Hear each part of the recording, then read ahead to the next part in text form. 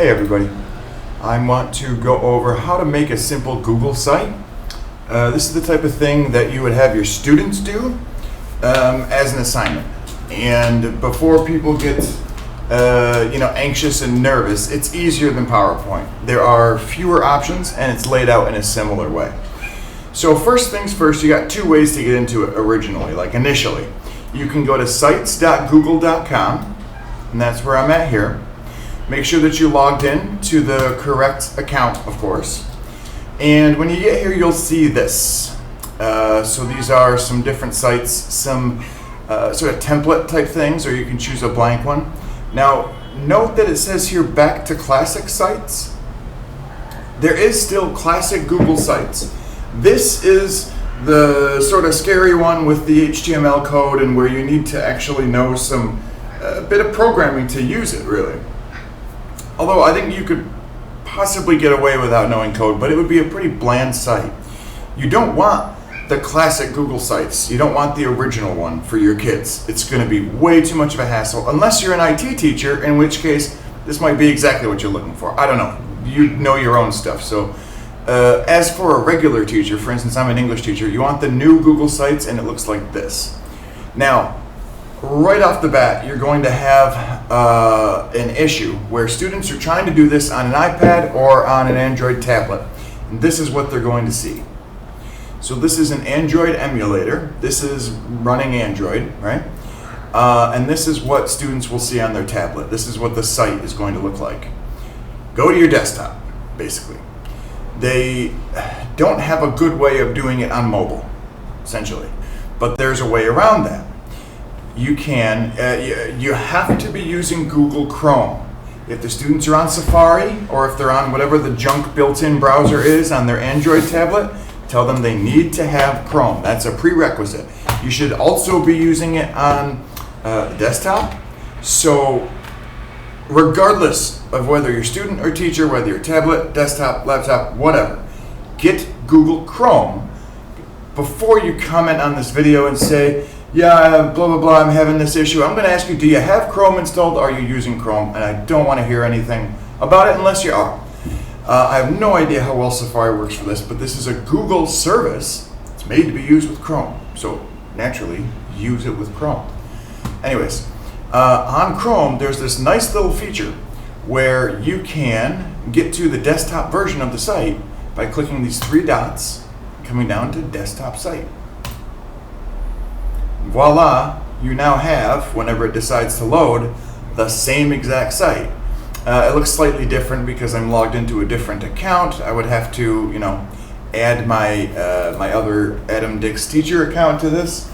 But it's the same Google sites. And the same actually goes for docs and sheets and slides. So docs, sheets, slides, those are all slightly different on the tablet version, and they strip out some of the functionality.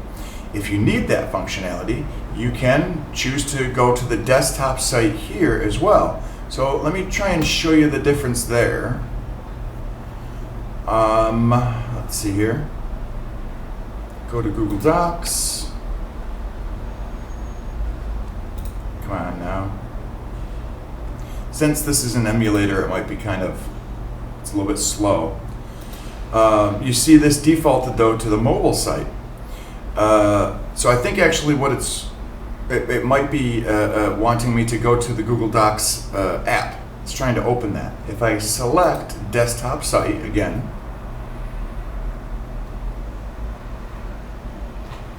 let's try that again. Here, we'll just type it in.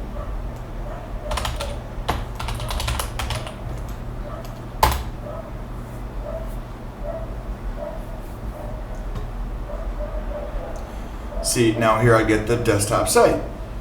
I can then undo this, and let's see what the mobile version of this site would look like. That's what it's going to show you. It's going to push you into the app. But again, the app doesn't have the same functionality as the desktop site. So it's a little bit slower using these things in Chrome, but you do still have the full functionality of the desktop versions of the apps by using that little button. But that button only exists in Chrome. So get it and use it and love it and ask for more. So anyways, I'm not going to do it on Android. I'm going to do it on a desktop. And so there's, again, two ways that you can make a new one. You can come here to sites.google.com and you can click plus from the blank one. Or you can open up Drive and let me double check. Okay, that's the correct account.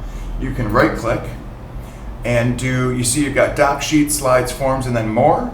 You can come down to Google Sites. So we'll do it that way. Now you see it pops open in a new window here. We're going to name it.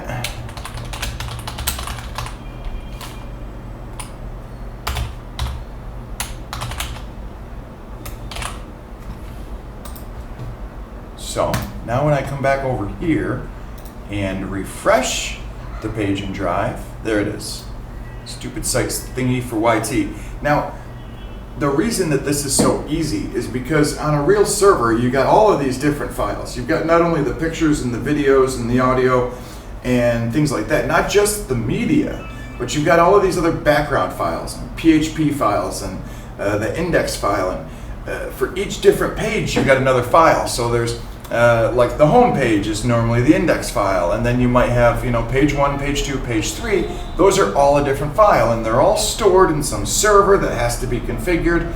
And it usually runs Linux or may run Windows Server, blah blah blah. It's a hassle, and so this gets rid of all of that. It turns it into one file, and that's that right there. That one single file encapsulates the entire website. All right.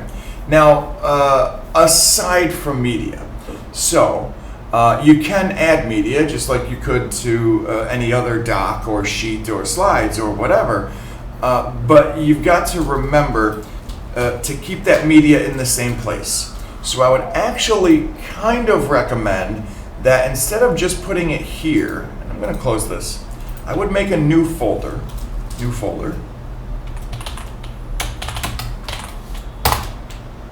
And I would put your site into there, okay? So move to site for YT, move here. And now what you can do is you can put any of your pictures, audio, video, whatever other stuff you add here, doc, sheet, slides, put it into this folder. So it's in the same folder as the actual site itself, and then never separate them. The reason for that is references. It will be able to easily reference it. It won't need to look far and wide for something, and then you won't forget. If it's in the same folder, then you just should always keep those raw materials, those sort of building blocks of the site. The issue is if you have your pictures in a picture folder and your documents in a document folder and your video in a video folder, and then you delete that folder or you move it or you change it, the references that this site has to that media might not work. So keep it all inside of one folder and you'll be safer. And then if you need to have, say, a picture in there that you also have in another folder, make a copy and save that copy in here. So you have a second copy of it. Same with video, audio, whatever else. Make a copy of it so you have that here. So anyways, we moved it into this new folder. Let's double click it and open it again. Now we're on the actual site. This is how it starts out. The first thing you've got to do is to change that name, just like you would with a document, sheet, or slide. And from that point on, it's kind of like PowerPoint. Your page title, let's do the title of page. You can start adding other pages. So that's the home page that it starts you out with. You can do plus, add another page, plus, third page, plus, and a fourth page. And you see what's happening. They're all coming up here. So I'll go back to the home page, home, another page, third page, so on. You see? It's adding those pages to the top. Now you can change that. You can click the settings here, and you see mode shows top. Let's move it to side. You see what it did here? It made it into a collapsible menu. And then you can mess with the color as well. Let's look at that menu. So here, see how this works? And what's nice is with Google Sites, it will automatically configure it to the size of the screen too. So if you look at it on a phone, it still looks pretty good. On a phone, when you slide open this, it basically just slides open to normally take the whole screen. You select, and when you select that different link, it slides back over just like it does here, and it shows you that page. So if it's going to be used on mobile often, it might be better to use this side slide in, slide out thing. If you're not worried about mobile or you just like it better, you can leave it as top. Top will still work on mobile. Side, I think, just works a bit better. Let's change this to a white background. So you see now the top part changed to white. Let's change it again to side. And you see this top part is still white, and now the side part is white. So you got some different settings. And then of course there's transparent. Brand images. This is where you can add a logo, and that logo would go right up by here. And then you can change this. So even though that's the name of the page, you can change this to whatever you want. See? Now let's refresh it. And you see sometimes as you refresh a page, or if you leave it and come back, it will sign you into a different account. So make sure that you're signed in the proper account every time you go to open it up. You see it changed up here to say My Stupid Page, but right here the file name is still Stupid Site Thing. So the page name is now My Stupid Page, but the file name is still this. This is the one you need to be careful of. Just make sure that you name it something immediately so that it starts saving changes, and so that it's not just new site, so that it's something identifiable within Google Drive here. And you'll see here too, it's still called Stupid Site Thingy, even though I changed this here to something different. All right, so let's go back to home. Yeah. So this is what you get. You've got this header. You can change the image, and you can either, let's see here, you can choose one of these. You can search online. You can use what's in your Google Drive. You can also, of course, upload different images. So let me see. I'll just do select image, and I'll choose one from here. That one looks good. We'll go with that. Select. And you see it says adjusting for readability.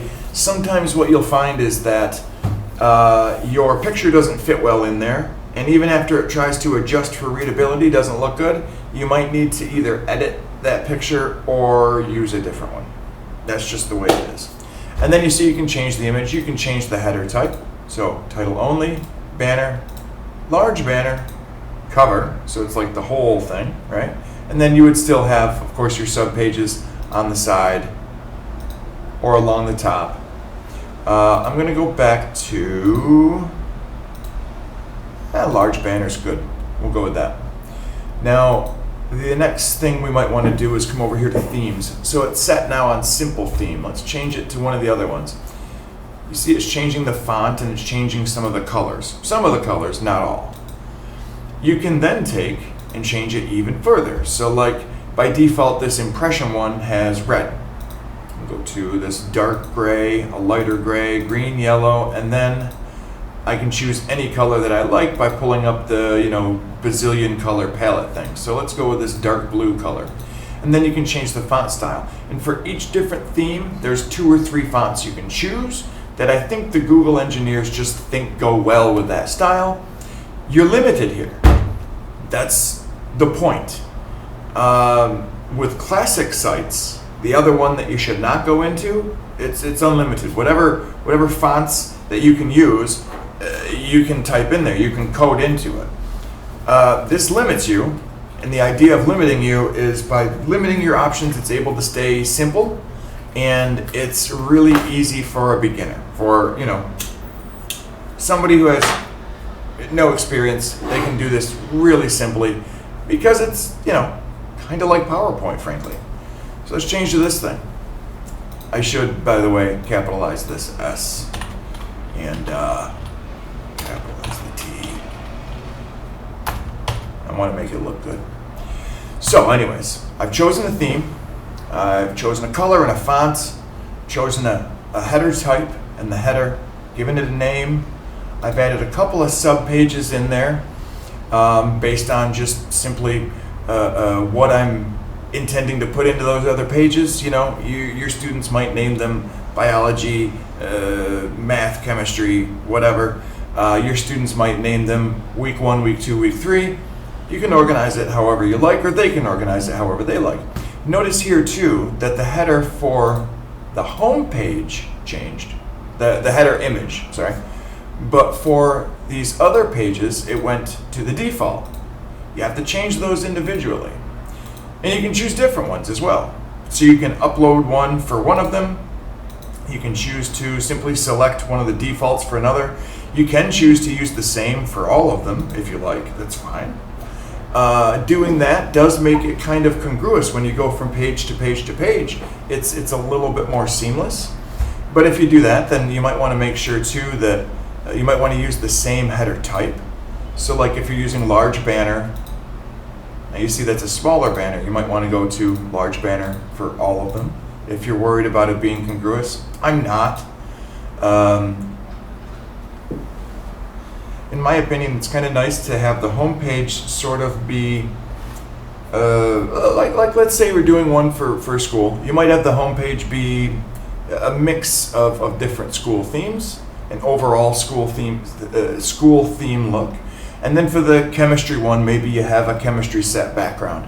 And then for the math one, maybe you show some formulas for the background. And then for the English one, maybe you show some books and a piece of paper and a pen or something like that.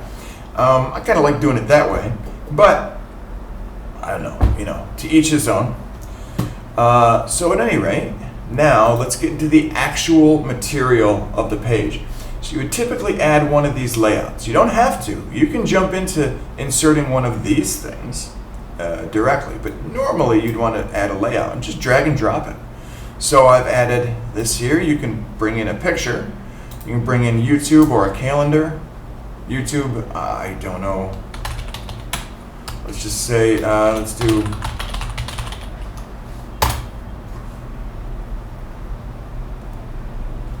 yep, that one looks good. Select.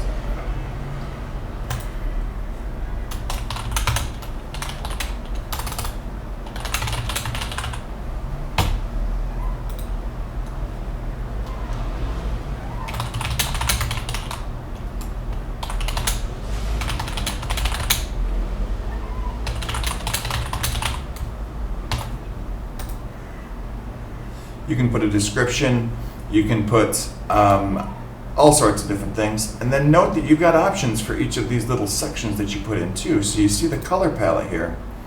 There's different, they're calling a section background. So here's regular, emphasis. This is basically the background color and the colors of the text. Emphasis 2. Oh, that's an ugly color, really. Or you can make it an image for that part of the background as well. I'm going to leave it as emphasis 1. And maybe I want to add in a different thing below here, and I want to make this emphasis 2 for whatever reason.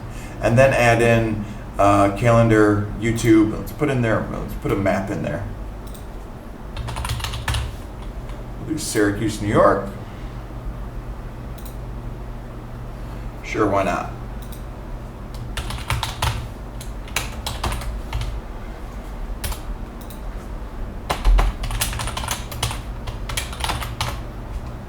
So you can add stuff like that. Let's put another map, why not? They will add new features occasionally as well. So, be on the sort of lookout for that.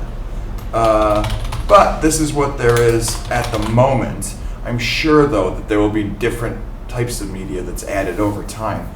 And you may choose to do a map on one, a video on the other, a map on one, a picture on the other. It'd be nice to do, a map of Istanbul, or a map of a specific thing in Istanbul, like the Hagia Sophia, and then a picture of the Hagia Sophia next to it.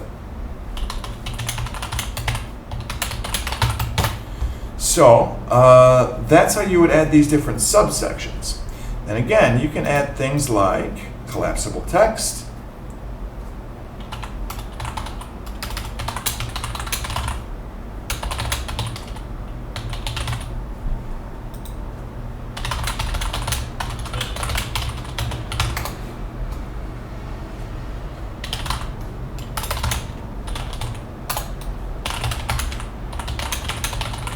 So, and notice you do have some things that you can do with the font, but there's not a hell of a lot. So like they're listing this as normal text, title heading, subheading, or small, right? There's not a ton that you can do, but there are a few things, right? And you can see you can do different types of text. Yes, buddy, I see ya. Chill, relax. You can see you can do different types of font within the same bit there. And then you can also, let's see, yeah, so it's not allowing me to make it a list here because I've chosen different types of font, but I can add a list. So you can do like,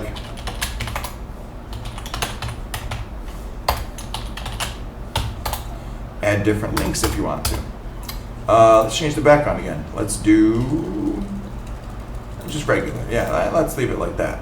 So now you see how that collapsed back up. That's a collapsible text box. And you open it and it shows the stuff that I just added there, and that's what the user will see as well. And you can see that you can actually turn that ability to be collapsed off also, which if you're going to do that, you're better off just using a text box probably. You can add a text box this way. Blah, blah, blah, blah, blah, blah. You see, without the collapsibility, there's no functional difference, but I don't know. You know, perhaps you would want to, yeah, no, it doesn't even look like you can add it back later. So I'm unsure why you would want to do that. I guess if you used collapsible at first and then decided later you wanted to switch it to just a text box, you have that ability. You also see you can remove things here. Just hit delete section. And now let's get that collapsible thing back. Let's see, I'm gonna dump these, add it back in.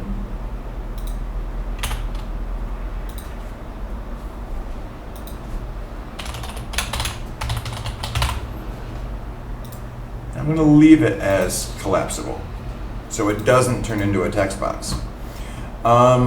Image carousel is a neat one. You would add images, select. Let's do, oh, didn't mean that. That's from some other video, I think. Select. I want Google image search, that's what I want. So you see, it kind of works like PowerPoint. It's really not all that different. Oh, that's interesting. So, you know, maybe you want to add 1,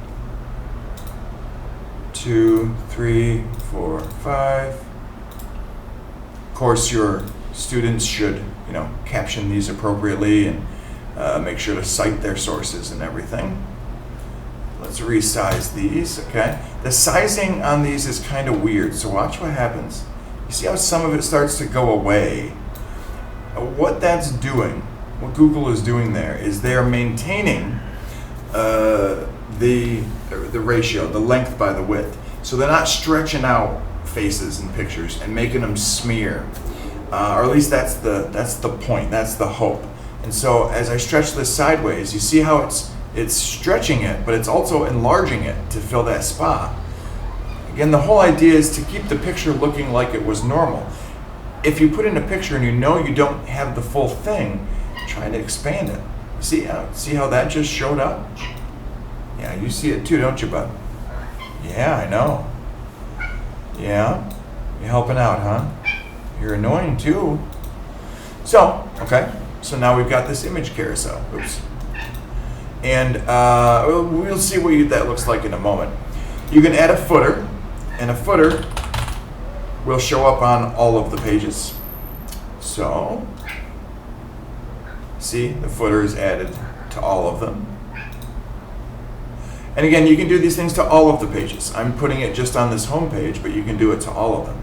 So let's say you've got it all set up the way you want it. You've got the menu how you want it on the side. So you can click this to get to your other pages. You got some content in there, click publish. Yep, that's right, bud. Now publish to web. It's asking for the address. It's telling you where it's going to go. You can do custom URL stuff. I'm not getting into that. That's when you pay Google and they give you a URL that does not start with sites.google.com. I'm not getting into that part of this. This is beyond the scope of this. And then who can view my site? At the moment, for me, it's anyone. For you, as a teacher, you probably want it to be just your school. And I don't know about this search setting, but I believe if only your school can view it, that the search settings won't even matter. You won't be able to search for it and find it on Google. if only folks from your school can view it. At any rate, that's something that IT should probably set up so that on student accounts, the web pages cannot leave the school. For this one, I don't care. I'm going to delete it in 5 minutes anyways, and no one's going to find it. So let's publish it.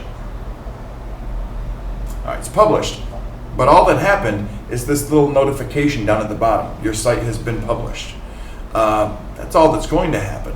If you want to now view how the site actually looks, come up here, View Published Site. And notice there, you can also do Unpublish, and then Review Changes and Publish. So that's something we'll look at in a second. So here's the page, the maps, the carousel. You see how the picture carousel works. You can just select through different things. Here's the collapsible text.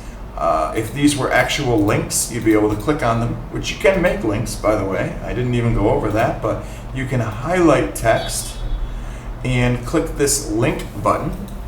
And then you can actually link to either a URL, like google.com, or to something that's already on your site. You can also do mail to, and then put in your email address, and it creates an email link. So that when someone clicks on it, it opens up their default email software, and it will start a new email with your email, the one that you put in there, as the to field, mail to. So for links, you've got all of the same features that one would have for doing links in HTML. And then if you wanted to change it later, you would see a different thing here when you highlighted it. And it would show the little line underneath it, and it would be blue. So that's a nice way to link to other pages on your site. And I apologize, it's not blue, it's black in this one. But then when you highlight it, you see here, you can edit it. You can get rid of the link. So edit. You can change the URL. I don't want to do that. Let's get rid of the link. Notice it didn't delete it. It just removed the link. It separated that link. Unlinked it, if you will. So let's add that back again. Put it on some random page, and now let's publish this again. So here's the site as it is. There's no working links here. If I do publish, now it shows up with this review thing. And this shows you what is different. So you see it's highlighted this, and it shows you here there was no link before. There is a link now. Do I want to publish it? Do I want to go back and change something else? I'll publish it. Now when I look at the actual page, there's still no link there. You got to refresh it. If you don't refresh it, it doesn't know that it was updated. Now when I refresh it, might take a time or two, or maybe I didn't save it correctly. I think I did. Yeah, there we are. So now the link works. Click it. Now it takes me to that other page. That's the gist of it, basically. Again, there's so many different things you can add. Dividers, YouTube videos, calendars, maps, docs, slides, sheets, forms, charts, etc. You can put in just regular images. This embed thing is for actual code. That's where you would. It's an HTML thing that I'm not going to get into. Frankly, you probably as teachers will nearly never use it.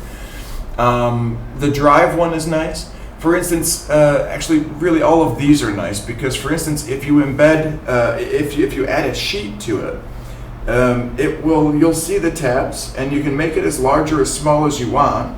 And if it's a small window, then you'll be able to scroll down and scroll over, and you can see the whole sheet. And then someone could even, I believe, highlight and copy paste if they wanted to. Same with a doc, same with PowerPoints.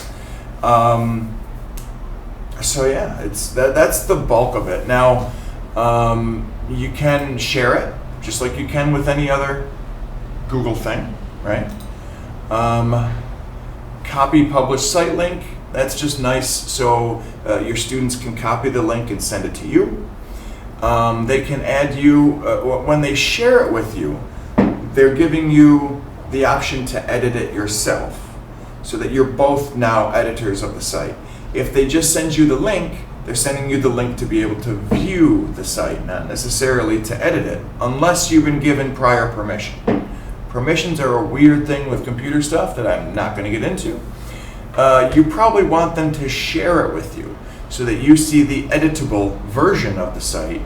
But then just remember, you can always click View Published Site to see how it actually is going to look. So honestly, y'all could learn this in like 15 minutes. Just explore it, mess around, make 1 or 2 fake sites, and then delete them when you're done. Once that happens, they're no longer out there in the ether. They no longer exist, and it doesn't matter. Notice that the search function is in there automatically. It's a Google thing, and so they just put it there. There's also this little info thing, which you can get rid of as well. I forget where it is. It might be in settings.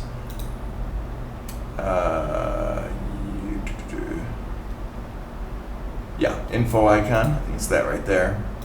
So, view, publish, refresh it again. Might be something different. I might be wrong about that one. But there are a bunch of settings that you can look at within here. So again, the custom URL thing, that is something I'm not going to get into. Same with analytics, same with announcement banners. I must be wrong about this viewer tool one and about the anchor link one, so I'm going to leave that alone. The two that you're probably interested in, though, are brand images and navigation. So how you navigate, if it's side or top and what color it is, and then the images, the logo. I expect with Google Suite that the IT group in your school can probably make it so that the default logo is your school's logo. But you might want to have the kids have the ability to change it to, whatever they want. So anyways, that's pretty much it. You're going to learn it best by playing around with it, so get in there and do that, and do it on a computer, because you don't want to have to deal with this when you're first learning it. For the students, they're using iPads constantly anyways, but again, they have to have Chrome. If they don't have Chrome, all bets are off. I don't know what's going to work, I don't know what's not going to work, and if I were you as a teacher, I would say, if you don't have Chrome, you're on your own. And just leave it at that. Tell them.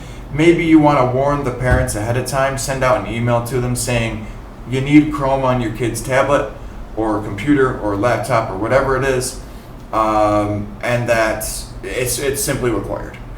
Are there other things you can do and ways around it? I'm sure that there are. I don't know. Use Chrome. It's the easiest way to do it. There are so many options, I couldn't even possibly go over all of them. And so I'm going to leave it at this. Hopefully this helps some folks out. All right, thanks everybody. Bye.